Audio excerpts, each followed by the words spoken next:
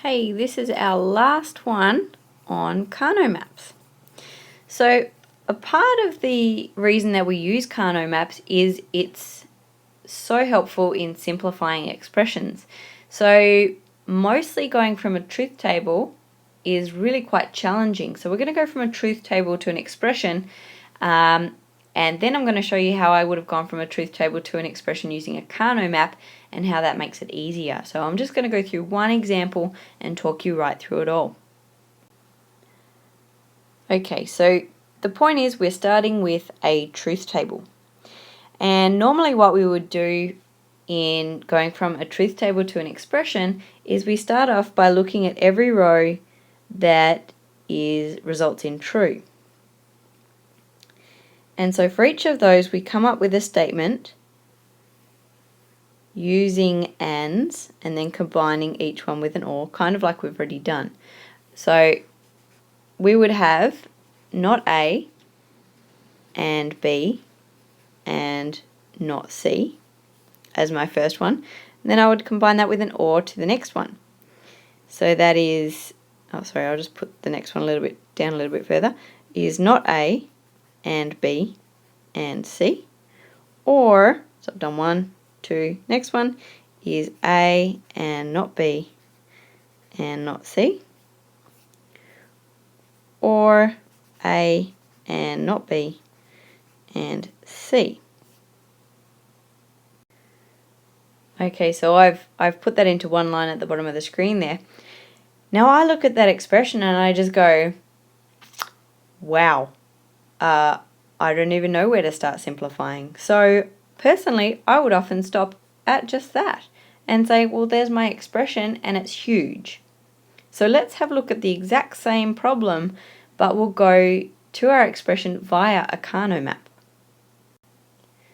So there's my truth table, and let's bring in a 3-variable karnaugh map. Okay, so I am going to start roughly in the same place as before. So let's look at where this resulted in true. And it was 0, 1, 0. So let's find that box and put a 1 in it. The next one was 0, 1, 1. So let's put a 1 in there. We've got 1, 0, 0, which is over here. And we've got 1, 0, 1, which is over here. Now I can start to see a pattern. So I'm going to highlight that pattern. I've got a pair and another pair. Sorry, the yellow wasn't that legible. And let's have a look. Let's start with this guy over here. So this is cat, being all numeric and stuff. So we've got 0, 1, 0 and 0, 1, 1. And I can see that the A and the B are making a difference here, but the C isn't. So it's actually, for the first part, is not A and B. And we're going to OR that together with whatever the next bit is. And let's look at the next one. And we've got 1, 0, 0 and 1, 0, 1. And again, C is not really making a difference. It's just the A and B. And this one is A and not B. So actually that C that was in that really ridiculously long expression really didn't make a difference at all. It didn't need to be there.